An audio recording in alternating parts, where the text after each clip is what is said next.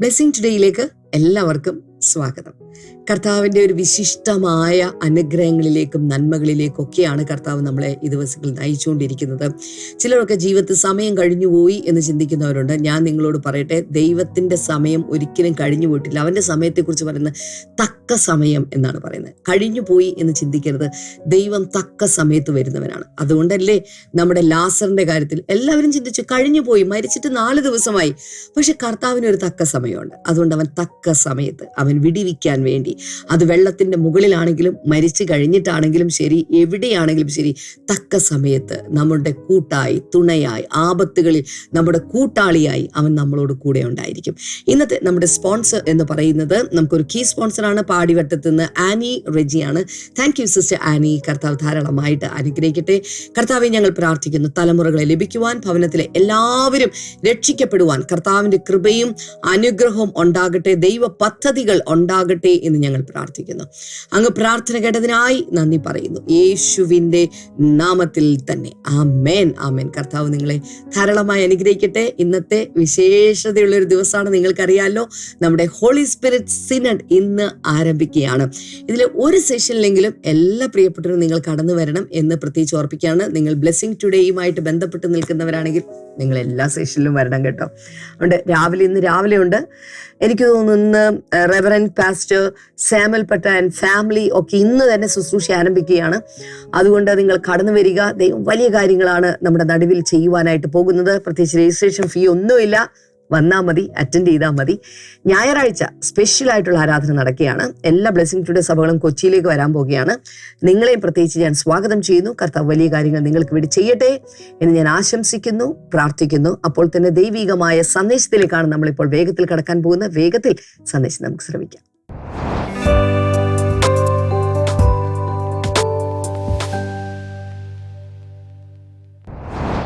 Welcome back. പ്രകൃതിക്ഷോഭങ്ങൾ വരുമ്പോൾ ചില വീടുകൾ തകരാറുണ്ട്. ചിലപ്പോൾ കടൽ ഭിത്തികൾ തകരും. ചിലപ്പോൾ ഒരു പട്ടണം മൊത്തം തകർന്നു പോകും.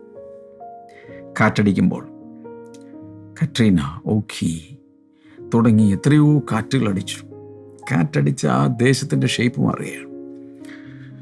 അതുപോലെ ഭൂകമ്പം ഉണ്ടാകുമ്പോൾ, സുനാമി തിരമാലകൾ വരുമ്പോൾ, ശക്തിയേറിയ മഴ, വെള്ളപ്പൊക്കം, തീപിടുത്തങ്ങൾ, ഇങ്ങനെയുള്ള നാച്ചുറൽ കലാമിറ്റീസും ഫിനോമിനയും ഉണ്ടാകുന്ന സമയത്ത്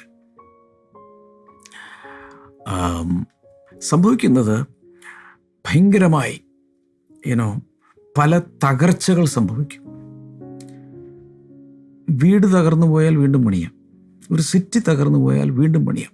2ാം ലോക മഹായുദ്ധകാലത്ത് ഹിരോഷിമ, നാഗസാക്കി, ഇത് രണ്ടും കംപ്ലീറ്റ്ലി തകർന്നു പോയി.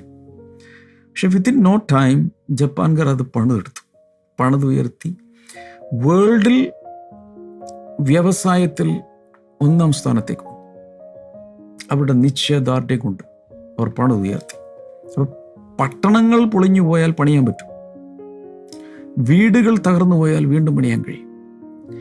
കടൽ ഭിത്തികൾ തകർന്നു പോയാൽ, ഇപ്പോൾ കഴിഞ്ഞ ദിവസം നിങ്ങൾ കണ്ടു കാണും പത്രത്തിലൊക്കെ, ഒരു പ്രത്യേക രീതി 4 കുരിശു പോലെ ഇരിക്കുന്ന പ്രത്യേകമായ ബ്ലോക്കുകൾ കൊണ്ട് ഈ ചെല്ലാനും ഭാഗത്തൊക്കെയുള്ള കടൽ ഭിത്തികൾ വീണ്ടും പണിതു. വർഷങ്ങൾക്ക് മുമ്പ് കണ്ടുപിടിച്ച ഒരു പ്രത്യേക ബിൽഡിംഗ് ടെക്നോളജിയാണ്.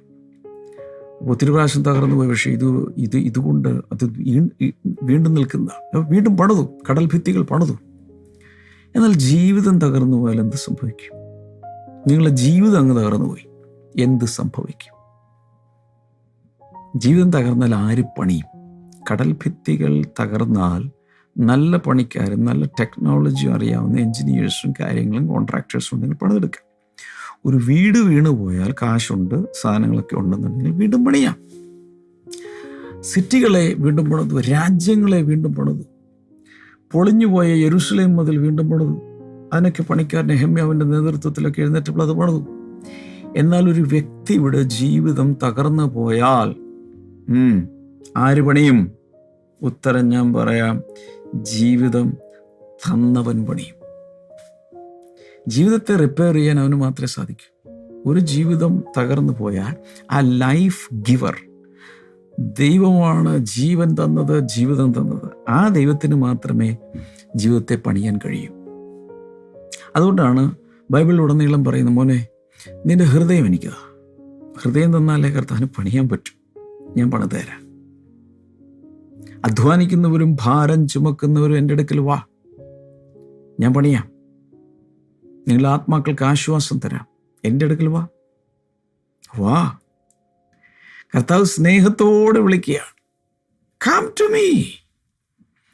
ജീവിതഭാരങ്ങളിൽ തളർന്ന് തകർന്ന് ഉറങ്ങാൻ കഴിയാതെ ഇത് കാണുന്ന ചിലർ കൃത്യമായി ജോലിക്ക് പോകാൻ കഴിയുന്നില്ല, ജോലിയിൽ ശ്രദ്ധിക്കാൻ കഴിയുന്നില്ല. ചിലർക്ക് ബിസിനസ് ഉണ്ട്, പക്ഷേ ബിസിനസ് ശ്രദ്ധിക്കാൻ കഴിയുന്നില്ല. പണ്ടൊക്കെ ഒരു ഉശിരുണ്ടായിരുന്നു, ഒരു ലക്ഷ്യബോധം ഉണ്ടായിരുന്നു, ചില ടാർഗറ്റ്സും ഗോൾസൊക്കെ ഉണ്ടായിരുന്നു. പക്ഷെ ഇപ്പോൾ മനോവീര്യം നഷ്ടപ്പെട്ടിട്ട് ബിസിനസ് ഇങ്ങനെ ഡ്വിൻഡിൽ ചെയ്ത് ഇതായതുകൊണ്ട് ഇനി അങ്ങോട്ട് വലിയ ഹോപ്പൊന്നുമില്ല. അങ്ങനെയുള്ള തകർച്ചകൾ, ജീവിതം ഏത് രീതിയിൽ തകർന്നാലും യേശുവിൻ്റെ കയ്യിലേക്ക് ജീവിതം കൊടുക്കാമെങ്കിൽ സൂപ്പറായിട്ട്, പഴയതിനേക്കാൾ ഗ്ലാമറസ് ആയിട്ട് കർത്താവ് ആ ജീവിതത്തെ പണിത് തരും. ഹലോ, ആ ജീവിതത്തെ പണിയും. ഞാൻ ഇത് കേൾക്കുന്ന നിങ്ങളുടെ പ്രായം എന്തായാലും, പ്രായം സ്ത്രീകളോട് പ്രത്യേകിച്ച് ചോദിക്കരുത്, ഞാൻ ചോദിക്കുന്നില്ല പ്രായം. നിങ്ങൾ ലൈഫ് ചാറ്റിൽ നിങ്ങളുടെ പ്രായമൊന്നും ഇടുന്നുണ്ട്. പക്ഷെ പ്രായം എന്തായാലും പ്രായപരിധിയില്ലാത്തൊരു സ്വർഗമുണ്ട്. ദൈവം നിന്റെ പ്രായം നോക്കുന്നില്ല. ഇന്നലെയാണെന്ന് തോന്നുന്നു ഞാൻ ഇരമ്യാവിൻ്റെ കഥ പറഞ്ഞു. ഇരമ്യാവിനെ കർത്താവ് പ്രവാചകനായി വിളിച്ച സമയത്ത് ഇരമ്യാവ് ഒരു ബാലനാണ്, he was only a boy. അപ്പോൾ ഉടനെ തന്നെ ഫസ്റ്റ് റെസ്പോൺസ് ഇതാണ്, കർത്താവ് ഞാനൊരു പയ്യനാണ്, ഞാൻ എങ്ങനെ ഈ രാജ്യങ്ങളോട് പ്രവചിക്കും, ഞാൻ എങ്ങനെ ഇതെല്ലാം ചെയ്യും? പക്ഷെ കർത്താവിന് ഏജ് ഒരു പ്രശ്നമല്ല. സാമുവേൽ എന്ന പ്രവാചകൻ, വളരെ വിശ്വസ്തനായ അഭിഷിക്തനായ പ്രവാചകൻ, രാജാക്കന്മാരെ വാഴിച്ച പ്രവാചകൻ, അവൻ ശുശ്രൂഷയിലേക്ക് വരുന്ന സമയത്ത് 2-3 വയസ്സും കണ്ടു.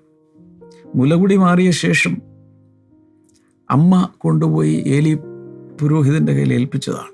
He was so young. അപ്പൊ ഇതൊന്നും ദൈവത്തിൻ്റെ ഒരു വിഷയമല്ല. ഏത് പ്രായപരിധി, ഏത് പ്രായത്തിലുള്ളവരോടും കർത്താവ് പറയുന്ന കാര്യം എന്താണ്? Give me your life. I will build it beautifully. താല്പര്യമുണ്ടോ? ഹലോ ഹലോ ഹലോ, താല്പര്യമുണ്ടോ? ഞാൻ ചെറുപ്പകാലത്ത് എൻ്റെ ജീവിതം കർത്താവിൻ്റെ കയ്യിലേക്ക് എറിഞ്ഞിട്ട് കൊടുത്തതാണ്. ഇതാ പിടിച്ചോ കർത്താവ്. ഞാൻ ഒത്തിരി ആഗ്രഹിച്ചു പലതും ആകാനും ആയിത്തീരാനും. പലതും ആഗ്രഹിച്ചു. എൻജിനീയർ ആകണം, ഡോക്ടറാകണം. അപ്പൻ ഇങ്ങനെ പറയും, അമ്മ ഇങ്ങനെ പറയും. ഞാനൊരു വലിയ പെയിൻറ്ററാകാൻ, പെയിൻറ്റർ എന്ന് പറഞ്ഞാൽ ബിൽഡിംഗ് പെയിൻ്റ് അടിക്കുന്ന ആളല്ല, ചിത്രകലയൊക്കെ വെച്ചുള്ള പെയിൻറ്ററാകാനൊക്കെ ആഗ്രഹിച്ചു. കുറേയൊക്കെ ചെയ്തു. ഇന്നും എൻ്റെ പെയിൻറ്റിങ്ങൾ എവിടെയൊക്കെ ഉണ്ട്. അതും പോയി. വലിയൊരു നാടക നടനൊക്കെ ആകാൻ ആഗ്രഹിച്ച് പോയ സമയങ്ങളൊക്കെ ഉണ്ട്. ബെസ്റ്റ് ആക്ടർ അവാർഡൊക്കെ കിട്ടി. പക്ഷേ അതും തീർന്നു. ഓരോരോ കാര്യങ്ങൾ കാണുമ്പോൾ ഇലക്ട്രോണിക്സിൽ താല്പര്യം വന്നൊരു സമയമുണ്ട്. അപ്പോൾ എനിക്ക് അങ്ങനെ പോയി ആ ലൈനിൽ പോകണമെന്ന് ആഗ്രഹിച്ചു, അത് പോയി. സയൻറ്റിസ്റ്റായി അങ്ങനെ പോകണമെന്ന് ആഗ്രഹിച്ചു, അതും പോയി. എല്ലാം ബ്ലോക്കായി. അവസാനം കർത്താവ് ഇതാ പിടിച്ചോ കർത്താവ്, എൻ്റെ ജീവിതം നിൻ്റെ കയ്യിൽ. അതുകൊണ്ട് കർത്താവായിട്ട് കൈവച്ചു. ഈ ഇരമ്യാവിൻ്റെ പുസ്തകം 18-ാം അധ്യായത്തിൽ ഇരമ്യാവിനോട് കർത്താവ് പറയുന്നു, ഇന്നത്തെ നിന്റെ നിയോഗം, ഇന്നത്തെ നിന്റെ ഡ്യൂട്ടി എവിടെയാണെന്നറിയാമോ? കുശവൻ്റെ വീട്ടിൽ. രാവിലെ എഴുന്നേറ്റ് പല്ല് തേച്ച് എല്ലാം റെഡിയായി പ്രാർത്ഥിച്ചുകൊണ്ടിരിക്കുന്ന സമയത്താണ് കർത്താവ് പറയുന്നത്, ഇരമ്യാവേ നീ കുശവൻ്റെ വീട്ടിലേക്ക് പോകും. പുള്ളി ഉടനെ കുശവൻ്റെ വീട്ടിലേക്ക് പോവാണ്. അപ്പം കുശവൻ അവിടെ ചെന്നപ്പോൾ കുശവൻ്റെ ചക്രത്തിൽ ഇങ്ങനെ വർക്ക് ചെയ്തുകൊണ്ടിരിക്കുക. ഒരുപക്ഷെ കാലുകൊണ്ട് ചവിട്ടുമ്പോഴായിരിക്കും ഈ ചക്രം കറങ്ങുന്നത്. ചക്രം കറങ്ങിക്കൊണ്ടിരിക്കുമ്പോൾ അതിൻ്റെ കൃത്യം സെൻറ്റർ പോർഷനിൽ ലംപ് ഓഫ് ക്ലേ, ഒരു കുറച്ച് കളിമണ്ണെടുത്ത് വയ്ക്കുന്നു. ആ കളിമണ്ണ് കറങ്ങിക്കൊണ്ടിരിക്കുമ്പോൾ തന്നെ അവൻ അതിലിങ്ങനെ വേല ചെയ്യാൻ തൻ്റെ ഫിംഗറുകൾ ഇങ്ങനെ വയ്ക്കുന്നതനുസരിച്ച് അതിന് ഷേപ്പൊക്കെ വന്നിരുന്നു. പക്ഷേ ഇടയ്ക്ക് വെച്ചിട്ട് പെട്ടെന്ന് അതങ്ങ് അതിൻ്റെ ഷേപ്പ് പോയി, എവിടെയോ പഴച്ചു, അത് പോയി. പക്ഷെ അത് വീണ്ടും എടുത്തിട്ട് അവനതിനെ മറ്റൊരു നല്ല പാത്രമാക്കി മാറ്റി. വാ, എന്തുകൊണ്ട് അവനത് സാധിച്ചു? ആ കളിമണ്ണ് അവിടെ തന്നെ ഇരുന്ന് കൊടുത്തു. എല്ലാവരും പറഞ്ഞു, കളിമണ്ണ് അവിടെ ഇരുന്ന് കൊടുത്തു. ഈ കളിമണ്ണ് അവിടെ നിന്ന് എഴുന്നേറ്റ് ഓടുകയാണ്. എന്നെ കൊണ്ടങ്ങും പറ്റില്ല, നീ എന്നെ കൈ വെച്ച് അമർത്തരുത്, വിരൽ വെച്ച് അമർത്തരുത്, നീ എന്നെ കറക്കരുത്, ഇങ്ങനെ എന്നെ കറക്കരുത്, എനിക്ക് തലയുറ്റുന്നു, ഞാൻ ഓടുന്നു എന്ന് പറഞ്ഞുകൊണ്ട് ഓടിയാൽ ആ കളിമണ്ണിന് നല്ല ഒരു ബ്യൂട്ടിഫുൾ പോട്ട് ആയി മാറാൻ സാധ്യമല്ല. നമ്മുടെ ജീവിതത്തിൽ കർത്താവിൻ്റെ കയ്യിൽ ഇരുന്നു കൊടുത്താൽ മാത്രമേ അവൻ എന്തെങ്കിലും ഒന്ന് ശരിയാക്കിയെടുക്കാൻ പറ്റൂ. റോമാലേഖനം 9-ാം അധ്യായത്തിലേക്ക് വരുമ്പോൾ അതിനോട് കണക്ട് ചെയ്ത് പൗലോസ് സംസാരിക്കുന്നുണ്ട്. ഈ കളിമണ്ണിന് കുശവനോട് സംസാരിക്കാൻ കഴിയുമോ? നീ എന്നെ എന്തുകൊണ്ട് ഇങ്ങനെ ഉണ്ടാക്കിയേ? എനിക്കിത് ഇഷ്ടമല്ല, ഇങ്ങനത്തെ ഷേപ്പിൽ എന്നെ ഉണ്ടാക്കണ്ടായിരുന്നു എന്നൊന്നും വഴക്കടിക്കാൻ കളിമണ്ണിന് ലൈസൻസ് ഇല്ല. കുഞ്ഞ്, നമ്മൾ ദൈവത്തോട് ചോദിക്കില്ല, ദൈവം നീ എന്താണ് എന്നെ ഇങ്ങനെ സൃഷ്ടിച്ച്? എനിക്ക് പെണ്ണായാൽ മതിയായിരുന്നു, സ്ത്രീകൾ വിചാരിക്കുക എനിക്ക് ആണായിട്ട് ജനിച്ചാൽ മതിയായിരുന്നു, ആണുങ്ങൾക്കൊക്കെ എന്ത് സ്വന്തം എന്ത് സുഖമാണ്, ഈ സ്ത്രീകൾക്ക് എന്തെല്ലാം അരക്ഷിതത്വ ബോധവും, എന്തെല്ലാം ആ സമയത്ത് യാത്ര ചെയ്യാൻ സാധ്യമല്ല, പല സ്ഥലത്തും കയറി ചെല്ലാൻ സാധ്യമല്ല, പല ആക്രമണങ്ങൾ, കമൻ്റടികൾ, എനിക്ക് ആണായാൽ മതിയായിരുന്നു. നീ എന്തുകൊണ്ട് ദൈവം എന്നെ ഇങ്ങനെയാക്കി? എൻ്റെ മുടി എന്തുകൊണ്ട് ഇങ്ങനെ, എൻ്റെ കണ്ണെന്തുകൊണ്ട് ഇങ്ങനെ, എൻ്റെ മൂക്ക് എനിക്കിഷ്ടമല്ല, എൻ്റെ ചെവി എനിക്കിഷ്ടമല്ല, എൻ്റെ ചുണ്ട് എനിക്കിഷ്ടപ്പെട്ടില്ല, എൻ്റെ കഴുത്ത് കൊള്ളൂല. ഇങ്ങനെയൊക്കെ നമുക്ക് ചോദ്യം ചെയ്യാൻ ഒരു അധികാരമില്ല. എന്നാൽ ശരീരവും അതിൻ്റെ ആകാരവും വടിവോടെ നിൽക്കട്ടെ. ശ്രദ്ധിക്കുക, എൻ്റെ കണ്ണിലേക്ക് നോക്ക്, ഐബോൾ ടു ഐബോൾ. ഞാൻ പറയുന്നത് ശ്രദ്ധിക്കുക. ജീവിതത്തെ പണിയുവാൻ ഈ കുശവന് സാധിക്കും. This potter can shape you as a beautiful pot. 2 തിമോത്തിയോസ് 2-ാം അധ്യായം 20-ാമത്തെ വചനം വായിച്ചു നോക്കണം. ഒരു വലിയ വീട്ടിൽ പല തരത്തിലുള്ള പാത്രങ്ങളുണ്ട്. എന്നാൽ ചിലത് ഹീന കാര്യങ്ങൾക്കും ചിലത് നല്ല മാന്യമായ കാര്യങ്ങൾക്കും വേണ്ടി ഉപയോഗിക്കുന്നു. അപ്പൊ തന്നെത്താൻ വെടിപ്പാക്കി കഴിഞ്ഞാൽ നല്ല കാര്യങ്ങൾക്ക് വേണ്ടി യജമാനൻ ഉപയോഗിക്കുന്ന ഒരു പാത്രമായി നിങ്ങൾക്ക് മാറാൻ കഴിയും. ആരോടൊക്കെയോ ഞാൻ സംസാരിക്കുക, എനിക്ക് വ്യക്തമായിട്ട് അറിയാം. പ്രത്യേകിച്ച് ചില യുവതീ-യുവാക്കന്മാരോടൊക്കെ കർത്താവ് സംസാരിക്കുന്നു. നിങ്ങൾക്ക് പല സ്വപ്നങ്ങൾ കാണും. പിയർ പ്രഷറിൽ നാട്ടിലുള്ള കുട്ടികളെല്ലാം ഇന്ന സ്ഥലത്തേക്ക് പോവുകയാണ് പഠിക്കാൻ.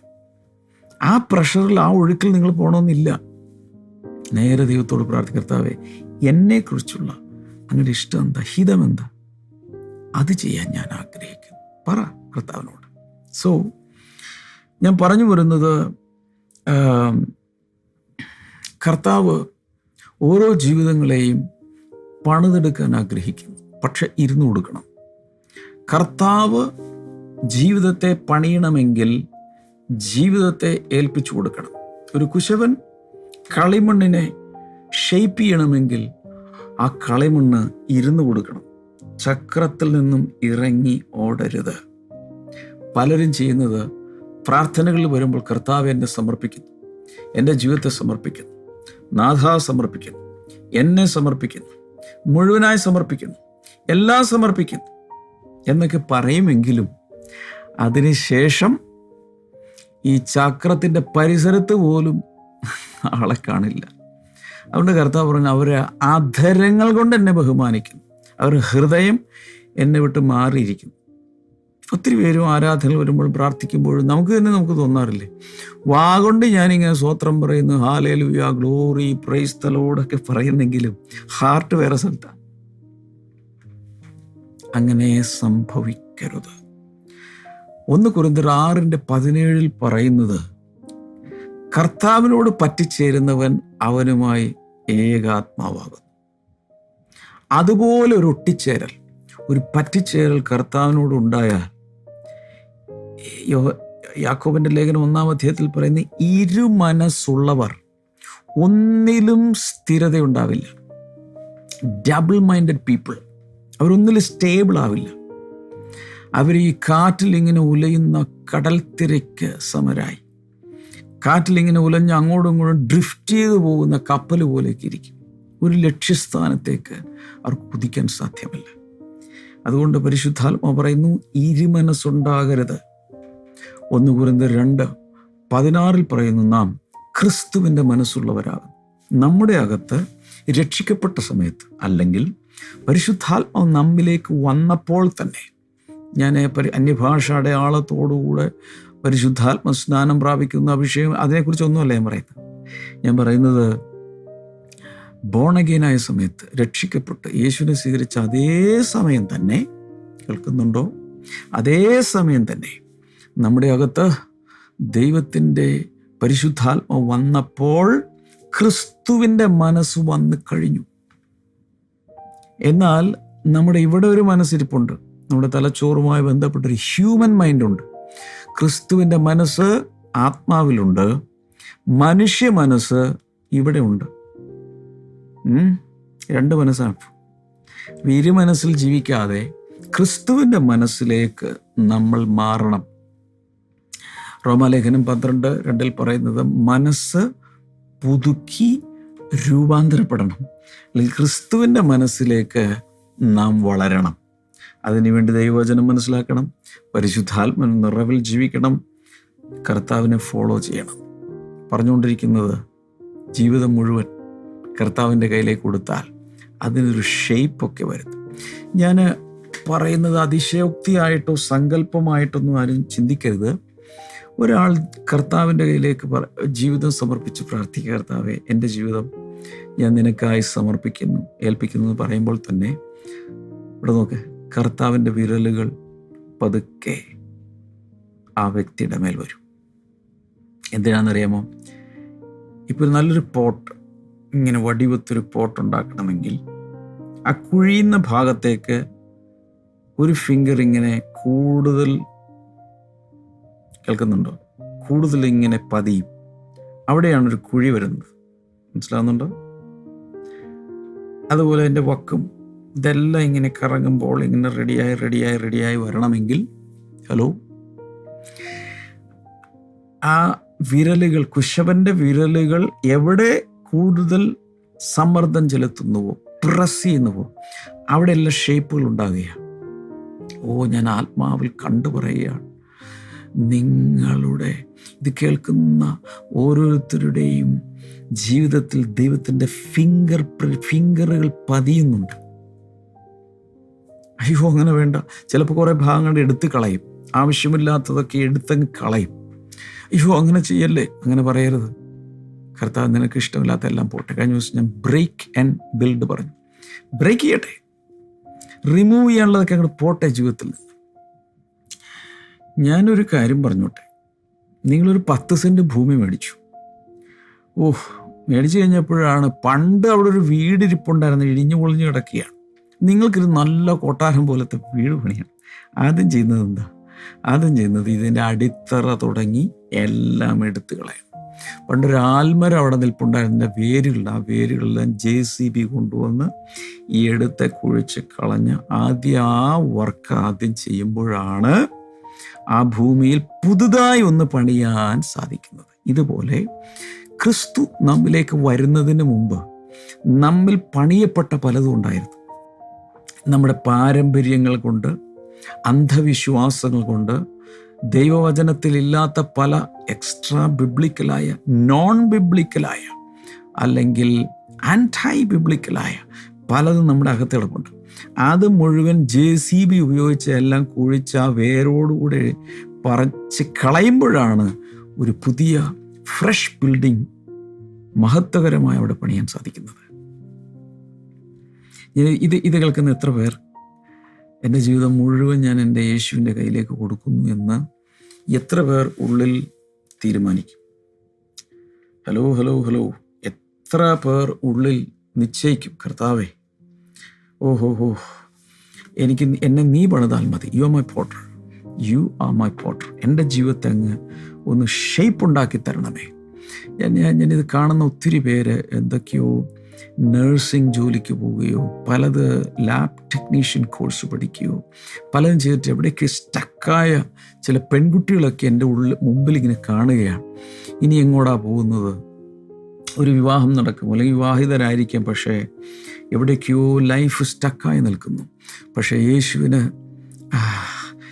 സോൾവ് ചെയ്യാൻ കഴിയാത്ത അത്രയും സങ്കീർണമായ ഒരു പ്രശ്നം ഇന്ന് വരെ ലോക ചരിത്രത്തിൽ ഉണ്ടായിട്ടില്ല. ജീവിതം കർത്താവിൻ്റെയിലേക്ക് പൂർണ്ണമായിട്ട് കൊടുക്കാമോ? കർത്താവ് പണിയും. എൻ്റെ അനുഭവം പറയാം, പണിയുന്നേ, ഞാനല്ല പറയും, അനുഭവിച്ചിട്ടാ പറയും, വചനാടിസ്ഥാനത്തിലാണ് പറയും. കർത്താവ് കള്ളം പറയില്ല, കർത്താവിന് കള്ളം പറയാൻ അറിയില്ല. കർത്താവിൻ്റെ കഴിവുകേടുകളിലൊന്നാണ് കള്ളം പറയാൻ അറിയില്ല. കർത്താവ് പറഞ്ഞത് അത് ചെയ്യും. കർത്താവ് വാഗ്ദത്തം തന്നെങ്കിൽ അവനത് തീർച്ചയായിട്ടും ചെയ്തിരിക്കും. ഞാൻ 1-2 പ്രധാന കാര്യങ്ങൾ പറയുമ്പോൾ ഒന്ന് ശ്രദ്ധിച്ചു കേൾക്കണം. ഒരുപക്ഷെ ജീവിതത്തിൽ ഇതുവരെ പല പരാജയങ്ങൾ കണ്ടെന്നിരിക്കട്ടെ. എബ്രഹാം ലിങ്കനെ, നമ്മുടെ പ്രസിഡന്റ് പോലും അല്ലായിരുന്നു, അമേരിക്കൻ പ്രസിഡന്റ് ആയിരുന്നു അബ്രഹാം ലിങ്കൺ. നമ്മളൊക്കെ ജനിക്കുന്നതിന് എത്രയോ പതിറ്റാണ്ടുകൾക്ക് മുമ്പ് ജീവിച്ച മനുഷ്യനാണ് അബ്രഹാം ലിങ്കൺ. പക്ഷെ ഇന്നും മലയാള പാഠപുസ്തകത്തിൽ പോലും, അല്ലെങ്കിൽ ഇന്ത്യയിലുള്ള നമ്മുടെ പാഠപുസ്തകത്തിൽ പോലും അബ്രഹാം ലിങ്കനെ കുറിച്ച് നമ്മൾ പഠിക്കുന്നുണ്ട്, വായിക്കുന്നുണ്ട്. എന്താണ് കാര്യം? അദ്ദേഹം അമേരിക്കൻ പ്രസിഡന്റ് ആയിരുന്നു, ക്യാരക്ടർ ക്വാളിറ്റിയുള്ള വളരെ നല്ലൊരു പ്രസിഡന്റ് ആയിരുന്നു. പക്ഷേ അദ്ദേഹത്തിൻ്റെ മുൻകാല ജീവിതം, ഇദ്ദേഹത്തിൻ്റെ സുപ്രസിദ്ധിയെക്കുറിച്ച് കേട്ടുള്ള ഒത്തിരി പേർക്കും അറിയില്ല. മുൻകാല ജീവിതത്തിൽ അദ്ദേഹം കണ്ട പരാജയങ്ങൾ ഭയങ്കരമാണ്. അദ്ദേഹം തുടങ്ങിയ പല ബിസിനസ്സുകളും പൊട്ടിയെന്നറിയാമോ? പൊട്ടി പാളീസായി. അദ്ദേഹം ഒരു പെങ്കൊച്ചിനെ കല്യാണം ഉറപ്പിച്ചു വെച്ചു. പക്ഷേ ആ ഫിയാൻസെ മരിച്ചുപോയി. ഉണ്ടാകുന്ന വേദന എത്ര! പിന്നീടൊരു പെങ്കൊച്ചിനെ കല്യാണം കഴിച്ചു, കുടുംബജീവിതമൊക്കെ ഉണ്ടായി.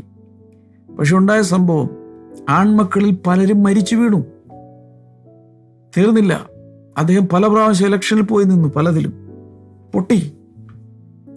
കൊച്ചു ഇലക്ഷനുകളിൽ പോലും അദ്ദേഹം പരാജയപ്പെട്ടു. അവസാനം നിരന്തരമായ പരാജയങ്ങൾ വന്ന് അദ്ദേഹത്തിന് തന്നെ ഒരു നെർവസ് ബ്രേക്ക് ഡൗൺ ഉണ്ടായി. മെന്റലി ബ്രോക്കണായി ട്രീറ്റ്മെന്റിലായി അദ്ദേഹം. 6 മാസം എന്തൊക്കെയോ അദ്ദേഹം ട്രീറ്റ്മെന്റിലായിരുന്നു. അങ്ങനെയുള്ള ഒരാളാണ് അമേരിക്കൻ പ്രസിഡന്റായി മാറിയതെന്ന് പറഞ്ഞാൽ ഒത്തിരി പേർക്കും ആ കഥകൾ അറിയാത്തതുകൊണ്ട് അതൊക്കെ നടന്നല്ലോ എന്ന് പറയും. പക്ഷേ ഈ ജീവിതത്തിൻ്റെ അനുഭവങ്ങളുടെ പോയ ആളാണ് എബ്രഹാം ലിങ്കൺ. ഞാൻ പറഞ്ഞു വരുന്നത്, ഇന്ന് നിങ്ങളുടെ ജീവിതത്തിൽ പലവിധ വീഴ്ചകളും താഴ്ചകളും പരാജയങ്ങളും പൊട്ടിപ്പാളീസായ അവസ്ഥ മാത്രമേ കണ്ടിട്ടുള്ളെങ്കിൽ you are the right candidate.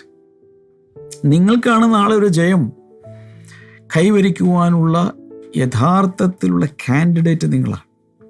ഈ ചരിത്രത്തിൽ പലരും തെളിയിച്ചല്ലോ. പ്രത്യേകിച്ച് ക്രിസ്തു എന്ന ജയാളി കൂടെ ഉള്ളത് കൊണ്ട്, ക്രിസ്തു എന്ന ജയാളി കൂടെ ഉള്ളത് കൊണ്ട് ഈസിയായിട്ട് ജയിക്കാം. ജയം നമ്മൾ ഉണ്ടാക്കിയെടുക്കുന്നതല്ല, കർത്താവ് ഓൾറെഡി ജയം തന്നു. കഴിഞ്ഞ ദിവസമൊക്കെ ഞാൻ പറഞ്ഞല്ലോ, ഒരു വലിയ മൗണ്ടനെ ഒരു മോളിക്കൾ പോലെ കർത്താവ് കൈകാര്യം ചെയ്യും. നമ്മുടെ മുമ്പിലൊരു മഹാപർവ്വതം, സെരുബ്ബാബേലിന്റെ മുമ്പിലുള്ള മഹാപർവ്വതമേ നീ ആർ. സഖറിയാവിന്റെ പുസ്തകം 4:6 സെരുബ്ബാബേലിന് മുമ്പിലുള്ള മഹാപർവ്വതം നീ ആർ, നീ സമഭൂമിയായി തീരും. കർത്താവ് പറഞ്ഞു. ചിന്തിച്ചു നോക്കി, നീ സമഭൂമിയായി മാറും. വെല്ലുവിളിക്കുക കർത്താവ്. നിങ്ങളുടെ മുമ്പിലുള്ള മഹാപർവ്വതങ്ങളെ മാറ്റുവാൻ കഴിവുള്ള കർത്താവ്. അവനോടാണ് നിങ്ങൾ സംസാരിക്കുന്നത്, അവനെയാണ് നിങ്ങൾ വിശ്വസിച്ചിരിക്കുന്നത്. ഓക്കെ, എല്ലാ ദിവസവും പറയുന്ന കാര്യം വീണ്ടും നിങ്ങൾ ഓർപ്പിക്കട്ടെ. നമുക്ക് ഒരുമിച്ച് ദൈവിക ശുശ്രൂഷ ചെയ്യണം, കർത്താവിൻ്റെ വേല ചെയ്യണം. നമുക്ക് ഒരു ജീവിതമേ ഉള്ളൂ. ആ ജീവിതത്തിൽ കർത്താവ് നമുക്ക് വേണ്ടി ജീവൻ തന്നു. നമുക്ക് നമ്മുടെ ജീവൻ കൊടുത്ത് കർത്താവിനെ ശുശ്രൂഷിക്കണം, ഒരുമിച്ച് നിൽക്കണം. ബ്ലെസ്സിങ് ടുഡേ നിങ്ങൾ സപ്പോർട്ട് ചെയ്യുക, പ്രാർത്ഥിച്ചും ഫൈനാൻഷ്യലിയും സപ്പോർട്ട് ചെയ്യുക. അതിൻ്റെ എങ്ങനെയൊക്കെ നിങ്ങൾക്ക് എന്ത് ചെയ്യാൻ കഴിയുമെന്നുള്ളതിൻ്റെ കാര്യങ്ങളൊക്കെ നിങ്ങൾക്ക് സ്ക്രീനിലെ നമ്പറിൽ നിങ്ങൾക്ക് വിളിച്ചു ചോദിക്കുക, അല്ലെങ്കിൽ വെബ്സൈറ്റൊക്കെ സന്ദർശിക്കുക. മാത്രമല്ല, ഇന്ന് നിങ്ങൾ കണ്ടുകൊണ്ടിരിക്കുന്ന ഈ വീഡിയോയുടെ ലിങ്കുകൾ ഒത്തിരി പേർക്ക് ഷെയർ ചെയ്യുക, വാട്സാപ്പ് സ്റ്റേറ്റസിൽ ഇട്ട് കൊടുക്കുക. പ്രാർത്ഥിക്കാം. വിശ്വാസമുണ്ടോ? കർത്താവേ, വിശ്വസിക്കുന്നവരോട് ചേർന്ന് ഞാനും വിശ്വസിക്കുന്നു, പ്രാർത്ഥിക്കുന്നു. പലരെയും കർത്താവ് ഇപ്പോൾ തൊടുന്നതിനായി നന്ദി. ചെവിയിൽ നിന്ന് പഴുപ്പ്, വെള്ളം, എന്തൊക്കെയോ ദ്രാവകം ഒഴുകി വരികയും കേൾവിക്കുറവ് ഉണ്ടാകുകയും ചെയ്യുന്നൊരു വ്യക്തി യേശുവിൻ്റെ നാമത്തിൽ സൗഖ്യമാകട്ടെ. In the mighty name of Jesus അത് സംഭവിക്കട്ടെ. Thank you master. സൊറായിസിസ് പോലെയുള്ള ചർമ്മരോഗങ്ങൾ യേശുവിൻ്റെ നാമത്തിൽ സൗഖ്യമാകട്ടെ. ചെറുപ്പകാലം മുതലുള്ള ആസ്മ രോഗം യേശുവിൻ്റെ നാമത്തിൽ സൗഖ്യമാകട്ടെ. ഉറങ്ങാൻ കഴിയാതെ ബുദ്ധിമുട്ടുന്ന പലരും യേശുവിൻ നാമത്തിൽ ഇന്ന് മുതൽ ഉറങ്ങാൻ കഴിയട്ടെ. പരാജയബോധത്തിൽ നീറി കഴിയുന്ന വ്യക്തികൾ യേശുവിൻ്റെ നാമത്തിൽ അതിൽ നിന്ന് പുറത്തു വരട്ടെ. കൂട്ടമായ വിടുതലുകൾ ഈ നിമിഷങ്ങൾ നടക്കുന്നുണ്ട്. നിങ്ങൾ കൈ ഇങ്ങോട്ട് നീട്ടിപ്പിടിച്ചു. യേശുവിൻ്റെ നാമത്തിൽ, യേശുവിൻ്റെ നാമത്തിൽ, യേശുവിൻ്റെ നാമത്തിൽ. എല്ലാവരും പറഞ്ഞു യേശുവിൻ്റെ നാമത്തിൽ, യേശുവിൻ്റെ നാമത്തിൽ രോഗങ്ങൾ മാറട്ടെ. വാക്കുകൊണ്ട് പറ, യേശുവിൻ്റെ നാമത്തിൽ പരാജയം എന്നെ വിട്ടുപോട്ടെ, യേശുവിൻ്റെ നാമത്തിൽ നിരാശ എന്നെ വിട്ടുപോട്ടെ. In the mighty name of Jesus. കർത്താവ് അങ്ങനെ ജനങ്ങളെ തൊട്ടതിനായി നന്ദി പറയും. അതിൽ റോസ് അല്ലെങ്കിൽ റോസി എന്നൊക്കെ പേരുള്ള ചില സഹോദരിമാർ പലരും കാണും. പക്ഷേ വളരെ സ്പെസിഫിക്കായി ചിലരെ കർത്താവ് കാണുന്നു. വലിയ പ്രതിസന്ധിയിലും ഒക്കെ ആയിരിക്കും ചിലരെ കർത്താവ് ഈ സമയത്ത് വിടുതൽ ആരംഭിച്ചു കഴിഞ്ഞിരിക്കും. ഉറപ്പ്. കൈനീട്ടാം. കർത്താവ് ഒരിക്കൽ കൂടെ ജനങ്ങളെ അനുഗ്രഹിക്കുന്നു. ഏത് വിഷയത്തിലും വിടുതൽ കൽപ്പിക്കുന്നതിനായി നന്ദി. ഇൻ ജീസസ് നെയിം, ആമേൻ. ഈ സമയത്ത് ശുശ്രൂഷകർ നിങ്ങൾക്ക് വേണ്ടി വെയിറ്റ് ചെയ്യുന്നുണ്ട്. ആ സ്ക്രീനിലെ നമ്പറിൽ വിളിക്കുക. നിങ്ങൾക്ക് വേണ്ടി അവർ പ്രാർത്ഥിക്കും. ബ്ലെസ്സിങ് ടുഡേ പ്രെയർ ലൈൻ നിങ്ങളുടെ മൊബൈലിൽ സേവ് ചെയ്തിരിക്കണം. ഏത് സമയത്തും ഒരാവശ്യം വന്നാൽ ജസ്റ്റ് ഒറ്റ ക്ലിക്കിൽ നിങ്ങൾക്ക് വിളിക്കാൻ കഴിയും. കർത്താവ് ധാരാളം അനുഗ്രഹിക്കട്ടെ. നാളെ കാണാം. God bless you. ബൈ.